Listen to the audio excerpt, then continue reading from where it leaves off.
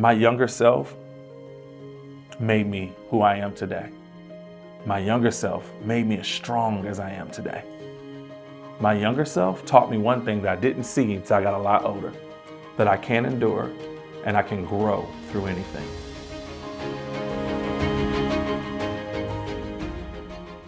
Why are we judging our younger selves on things they didn't know?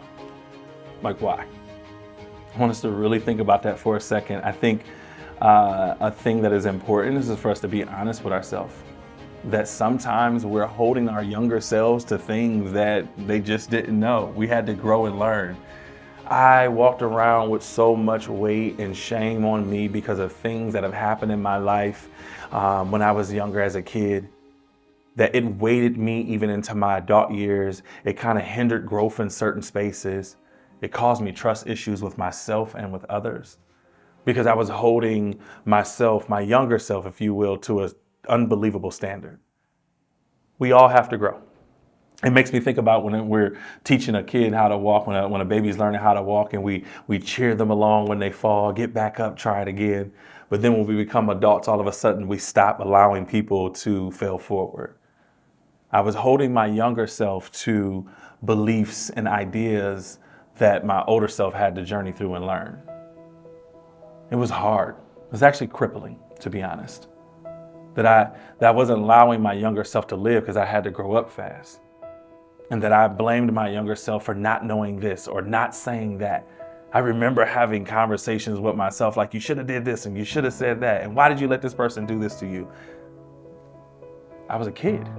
I didn't know. There was things I didn't understand. I had some growth I needed to do. But holding on to that was actually holding me back from the places that I wanted to go in life. I had to learn how to love and forgive myself in a way like never before and genuinely do it.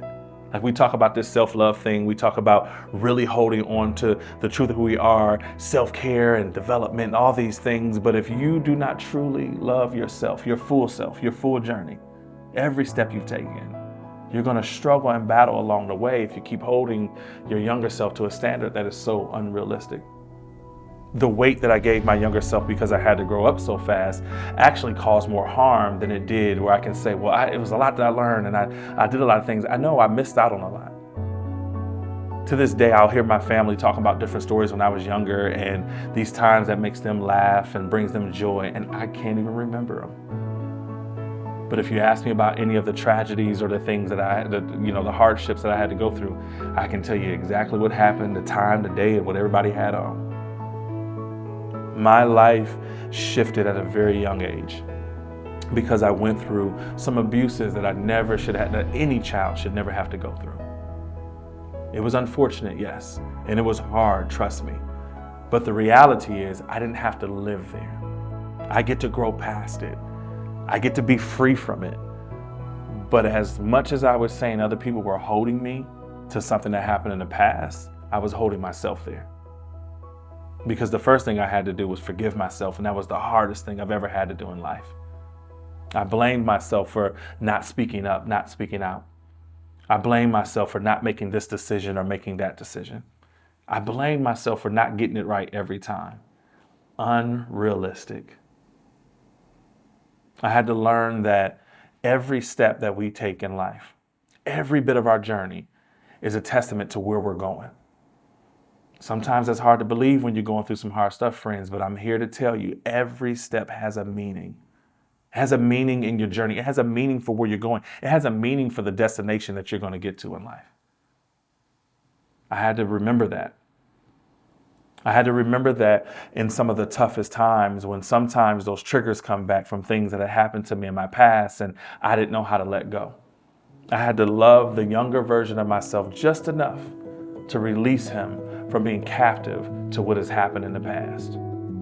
It's funny, about a couple months ago, I had just started getting this thought in my mind and this phrase that's been really helping me along the way, where I'm telling myself it's okay to let go of your past. When things come up, it's okay to let go of your past. When I'm remembering or somebody else is talking about something, it's okay to let go of your past. And it's okay to let go of the people who won't. I will never be in the company of others who won't allow me to grow. because I know I was my worst critic in the first place. So I know I don't need that negativity in my life. My younger self made me who I am today. My younger self made me as strong as I am today. My younger self taught me one thing that I didn't see until I got a lot older, that I can endure and I can grow through anything.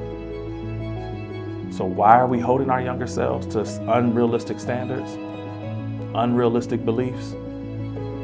I don't know. But what I do know is we need to find a way to forgive ourselves and allow ourselves to grow. Talk to your younger self. I talk to mine all the time. And I let my younger self know, I love you, I appreciate you, and thank you for laying the foundation for me to be who I am today.